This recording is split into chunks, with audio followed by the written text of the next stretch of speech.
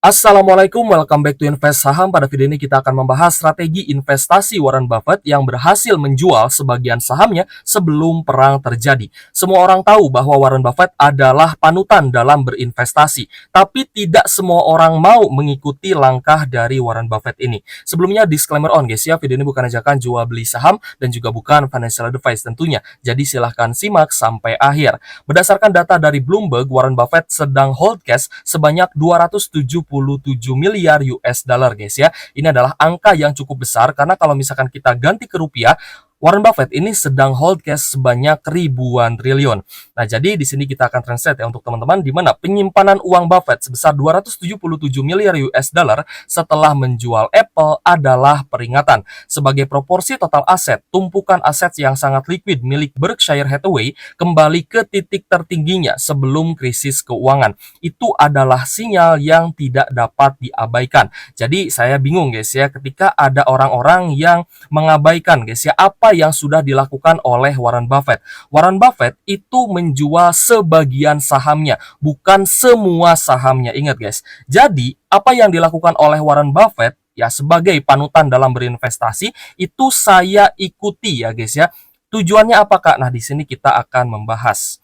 Jadi tujuan kita guys ya dalam hold cash adalah apa yang akan dilakukan juga oleh Warren Buffett di kemudian hari. Nah, di sini ada pertanyaan ya dari salah satu viewers terkait dengan Warren Buffett. Kak, bahas Warren Buffett dong. Setelah jual Apple, dia jual Bank Amerika nih dan sekarang perang membesar. Apakah kita sebaiknya mengikuti beliau? Ya, kalau saya pribadi saya ikuti apa yang dilakukan oleh Warren Buffett. Kalaupun Warren Buffett menjual semua sahamnya, berarti ada hal ya guys ya yang menjadi ancaman atau bahkan akan terjadi market crash besar-besaran. Tapi dalam kasus ini Warren Buffett hanya menjual sebagian sahamnya saja. Itu pun take profit. Jadi apakah salah ketika kita mau take profit sebagian saham kita? Ya jelas tentu tidak. Ya guys ya, tidak ada dosa, tidak ada kesalahan apapun ketika kita melakukan take profit, merealisasikan profit kita di saham yang sudah untung seperti itu. Jadi tujuannya apakah ketika kita hold cash? Ya tujuannya adalah untuk agar supaya kita bisa membeli saham bagus di harga terdiskon. Ketika IHSG anjlok, ketika market anjlok, ketika banyak saham bagus yang terdiskon, maka waktunya kita beli saham bagus di harga terdiskon. Tentunya teman-teman nggak bakal bisa beli saham-saham bagus di harga terdiskon ketika teman-teman sudah all in di saham. Seperti itu. Jadi kalau misalkan ada yang nyuruh teman-teman all in di saham ya silahkan saja gitu guys ya. Tapi saya tetap ikut Warren Buffett. Nah jadi faktanya Warren Buffett itu sedang hold cash guys ya. Nah jika kita rubah 277 miliar ya US dollar ke bentuk rupiah maka sebesar 4.263 triliun ya guys ya. Jadi 4.200 triliunan nih ya Warren Buffett sedang hold cashnya seperti itu. Dan dari IDX Channel pun guys ya, bursa saham yang kita investasikan, kita berinvestasi di dalamnya, itu juga membuat postingan ya bahwa Warren Buffett ini menggenggam kas. Ya, kas ya guys ya, ini cash yang liquid. Ya mungkin bisa saja Warren Buffett ini memindahkan uangnya ke obligasi ya bisa saja gitu kan. Jadi Warren Buffett ini sedang menggenggam cash sebesar 4.485 triliun usai menjual saham Apple. Dan dari AI kita pun mengetahui ya bahwa Warren Buffett ini menjual itu hampir 50% saham Apple. Jadi tidak semua saham Apple-nya dijual karena saham Apple-nya ya masih bagus seperti itu. Dan juga Warren Buffett ini sudah menjual sekitar 8,8% kepemilikannya di Bank of America. Jadi tidak semua saham dijual guys ya, hanya sebagian saja untuk jaga-jaga. Semisal ada market crash lagi, maka Warren Buffett itu sudah siap cash ya guys ya untuk bisa beli lagi saham Apple, beli lagi saham Bank of America di harga yang lebih terdiskon lagi seperti itu. Nah, jadi jika kita perhatikan guys ya, maka ada potensi investor besar ya ataupun investor asing akan memindahkan sebagian uangnya itu ke obligasi karena kita melihat US 10 years bond yield ada peluang untuk bisa naik lagi. Jadi bond yield di Amerika Serikat ya, ketika terjadi peperangan biasanya imbal hasil obligasi negara itu akan naik sehingga akan banyak investor yang memindahkan uangnya dari saham ke obligasi.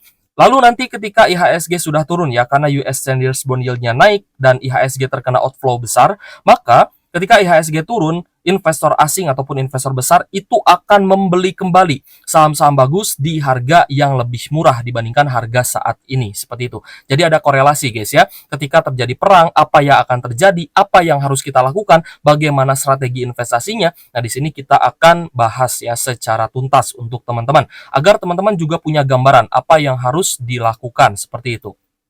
Karena di sini ya masih ada kebingungan gitu guys ya dari viewers channel Invest Saham. Apakah sebaiknya kita ikuti beliau masih pegang cash 10%, bingung mau beli BBRI atau hold dulu gitu ya. Nah, jadi ya memang biasanya akan ada kebingungan gitu guys ya. Kalau misalkan kita tidak punya strategi dan kita tidak tahu kemana arah market. Dalam pandangan saya pribadi ya, jika US 10 years bond yield ini naik, maka IHSG berpotensi turun. Sesuai apa yang kemarin kita analisakan untuk teman-teman, maka IHSG ada peluang, ada probabilitas untuk turun ya menjadi bear market di bulan Oktober, bahkan bisa hingga ke bulan November mendatang gitu guys ya.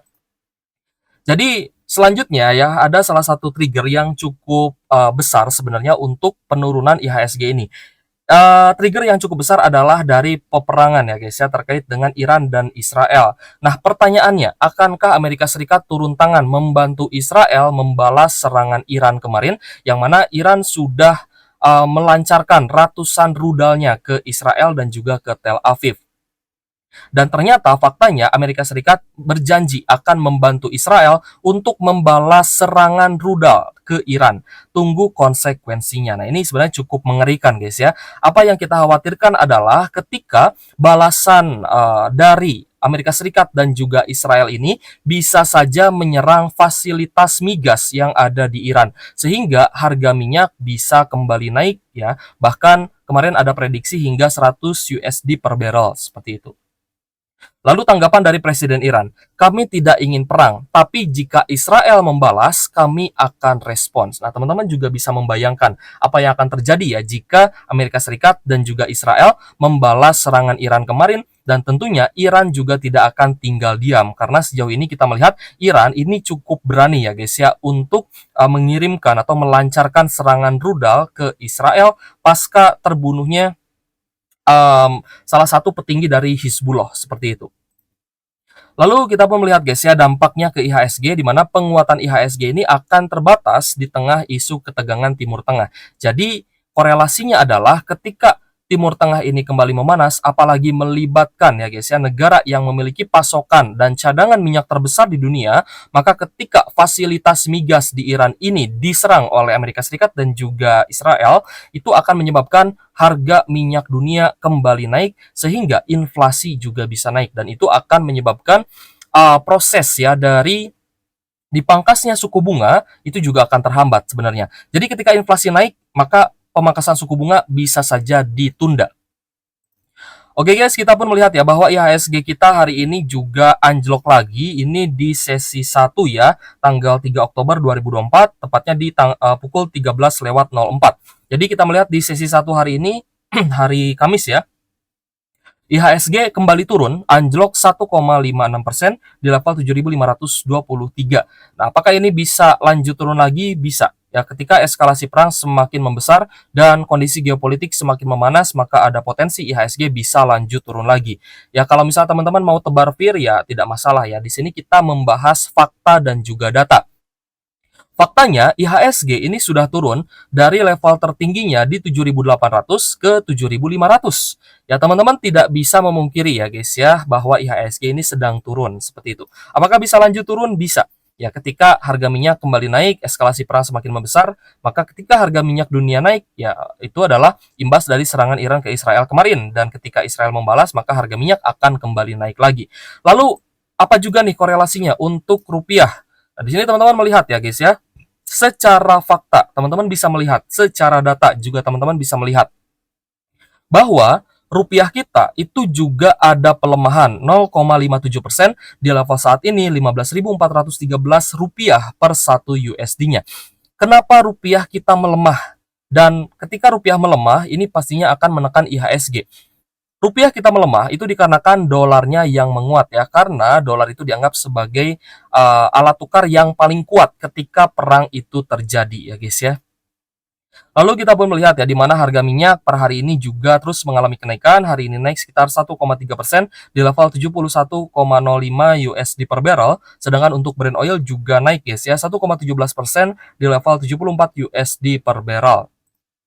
Sedangkan saham-saham yang ada di IHSG juga turun ya. Katanya sih kemarin bakal naik gitu ya. Entah siapa yang bilang saya nggak tahu.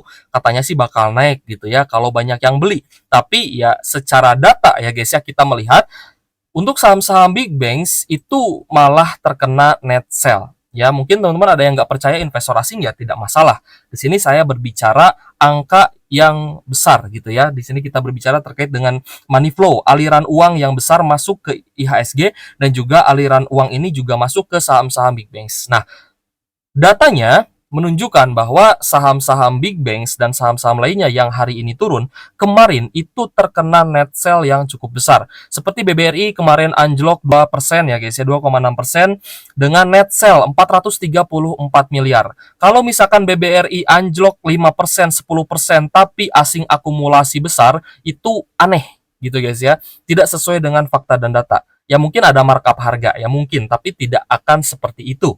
Biasanya sih akan turun gitu guys ya. Lalu kita melihat ya saham Telkom juga terkena net sell 126 miliar ya, BBCA juga net sell kemarin ya 118 miliar. Bank Mandiri akan net sell kemarin ya net sell 110 miliar dan terkena ini guys ya koreksi yang cukup dalam gitu. Nah, lalu kita pun melihat ya bahwa saham-saham yang ada di IHSG ini berpotensi akan turun lagi.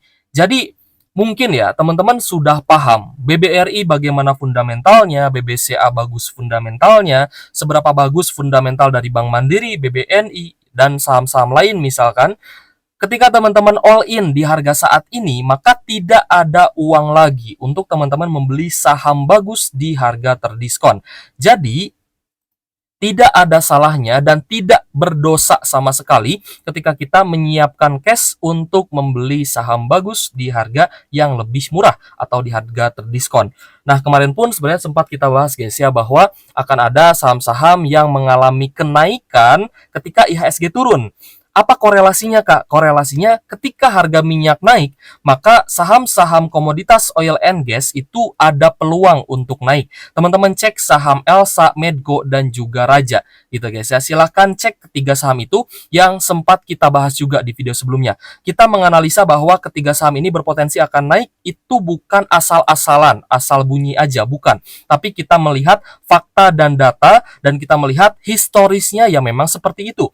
Ketika harga nikel naik, teman-teman cek harga nikel sekarang gitu ya. Ketika harga nikel naik, teman-teman cek harga nikel di tahun 2022, harga acuan batubara naik, teman-teman cek tahun 2022. Harga acuan batubara 400 USD per ton.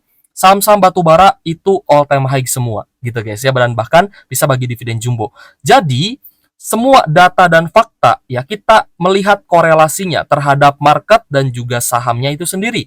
Apakah ada korelasi atau tidak? Dan kalau misalkan korelasinya negatif berarti ya kita harus take profit. Kalau korelasinya positif ya berarti kita menunggu di harga yang lebih rendah lagi atau kita beli di harga yang lebih murah seperti itu.